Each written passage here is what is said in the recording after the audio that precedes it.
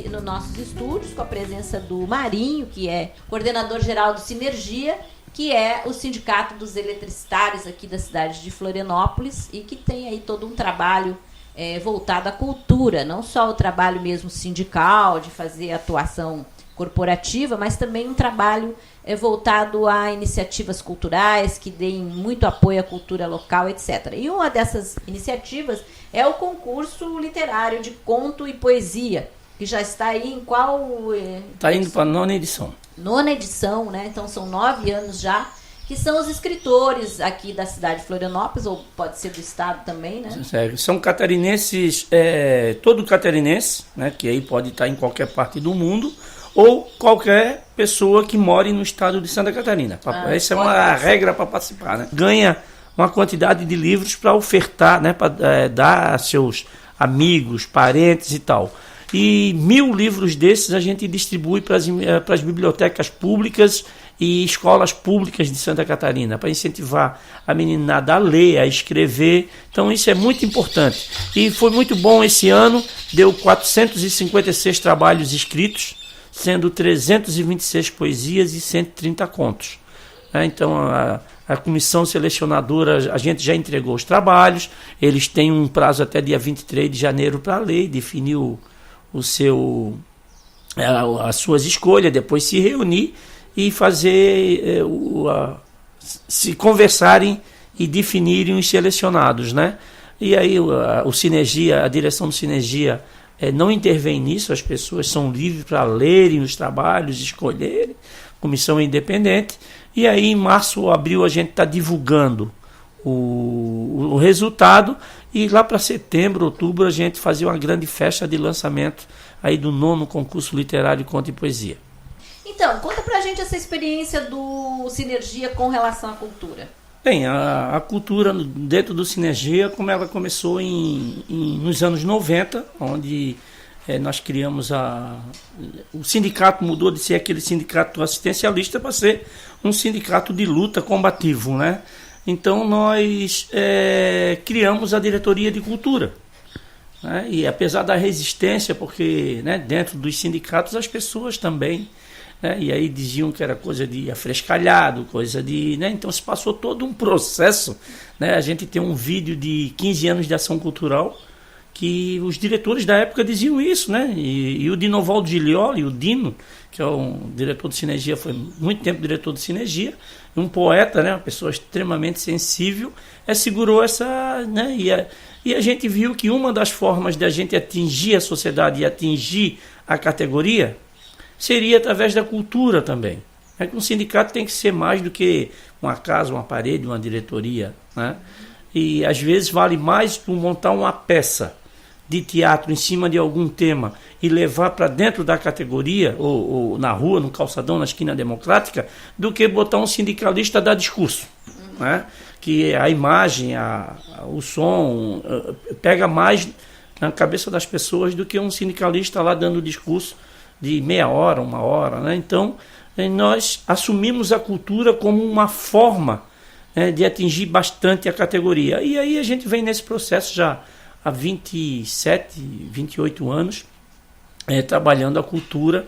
E aí dentro da questão da cultura do Sinergia nós temos algumas ações, como o projeto Meia Hora, que é levar a cultura para dentro do ambiente do trabalho na hora da meia hora após o almoço. A maioria dos eletricitários na Celeste, Eletrosul, Tractibel, almoçam na empresa e ficam lá. Então na hora do almoço a gente leva dança, teatro, música para dentro desses locais de trabalho. É meia hora porque exatamente às 12h30 ele começa, né? Então são formas que a gente tem também, né? A cultura no Brasil ela é muito cara. A gente atinge então dentro das empresas aquelas pessoas que são terceirizadas dentro da empresa, que não têm acesso de levar, de ir a um teatro, de ir a um cinema com a família. Então a gente leva essa questão cultural para dentro das empresas, né? A gente tinha uma trupe teatral, né? O Márcio, a Andréia e o Arthur, que desenvolveram uma peça contando o mal da privatização para a sociedade, e viajamos 3 anos com essas pessoas ia todos os municípios de Santa Catarina, entrando de manhã às 7h30 na Celesc, depois Casan, depois Correio, depois era o BESC na época, né? Defendendo o BESC, Caixa Econômica, Banco do Brasil. Aí depois disso, final de tarde, a gente ia para as praças e à noite a gente ia para as escolas públicas fazer o debate com os alunos, professores, sobre o que é a privatização. Então, assim, foi 3 anos bastante intensos, conseguimos manter o BESC público, conseguimos manter a Celesc pública, a Casan pública, então, assim, deu um resultado magnífico para a gente, né? Em 2013, o Lula assumiu, o movimento sindical, a metade do movimento sindical acabou indo para posições de gerência dentro do governo, né? E quem ficou acabou assimilando que a gente não podia bater porque eram os companheiros que estavam lá. Nós de Sinergia não tivemos, a gente enfrentou muitas essas questões dentro do sindicalismo nacional e inclusive às vezes dentro inclusive da diretoria, mas, né, mantivemos a crítica, né, ao governo petista que estava lá, tanto os 8 anos do Lula como os da Dilma, porque é claro que o projeto de país entre o governo, esse governo petista e o governo anterior, é lógico, manter as empresas públicas, manter reajuste salarial, questão social, isso é uma coisa, mas a gente tinha muita crítica porque ainda é um partido que fazia as privatizações, continua as privatizações, continua uma série, EBSERH, por exemplo, nos hospitais universitários, terceirização. Então a gente fazia bastante a crítica a esse governo também, porque não era, a gente lutou muito para ter um governo popular. E aí quando a gente consegue, não é aquilo, né, para parte dos sindicalistas, não era o que a gente desejava, né?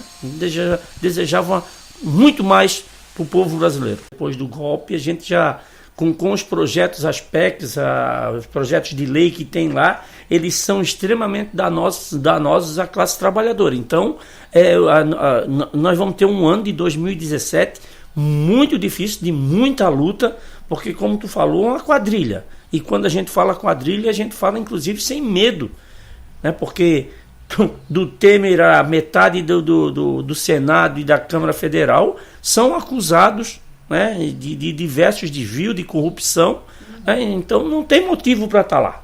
Assim como foi afastado a Dilma, presidente do Senado, presidente da Câmara, vários deputados, né, são quase 200 e pouco que têm um nome vinculado à corrupção e continuam lá mandando, né, e na calada da noite fazendo alterações de legislação, de decretos extremamente danosa. Essa declaração acho que foi o chefe secretário da Casa Civil, alguma coisa, de dizer que devia ter uma chacina. Cara, isso é um direito à vida.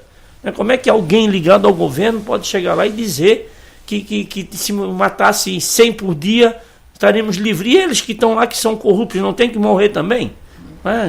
Aí não pode se relegar a vida a uma condição dessa. Eu escuto, vejo o vídeo aí na mídia, esse dia tinha um vídeo aí, um cara com a metralhadora, metralhando os deputados, tudo, quer dizer, isso acaba levando para um caminho da violência que não pode acontecer. Todo mundo tem direito à vida. Nós nos relacionamos com movimentos atingidos de barragem, com o MST, desde a fundação deles, né? Com o MAB, né, que é o Movimento Atingido de Barragem, desde 79, quando começou já a discussão aqui no oeste de Santa Catarina, e hoje é um movimento internacional extremamente organizado, estuda a energia elétrica, né, e a gente tem essa relação muito forte com eles até hoje. Existe um curso de Energia e Sociedade no Capitalismo Contemporâneo, num convênio com a Universidade Federal do Rio de Janeiro, que o MAB faz para os seus militantes, e também para o setor elétrico nacional. Então, desde o primeiro, o Sinergia tem formado alguns quadros, né, dentro desse curso. Né? Às vezes, o pessoal na base nos questiona, né? Vocês são o nosso sindicato, nós somos eletricitários, como é que a gente pode ser contra a construção de barragem? É que a gente tem um princípio, né? Quer construir, mas respeita quem está lá na terra. O MAB tem essa luta, o MAB hoje defendia no seu início né, a permanência das pessoas na beira, ribeirinhos, na beira do rio, as terras extremamente férteis que são alagadas na beira do rio, as pessoas não são indenizadas, criando um caos social enorme. Olha Belo Monte, né, Altamira, o volume de pessoas, de violência, uma cidade daquela não suporta 300 mil trabalhadores lá de um momento para o outro, e acaba gerando uma série de problemas sociais.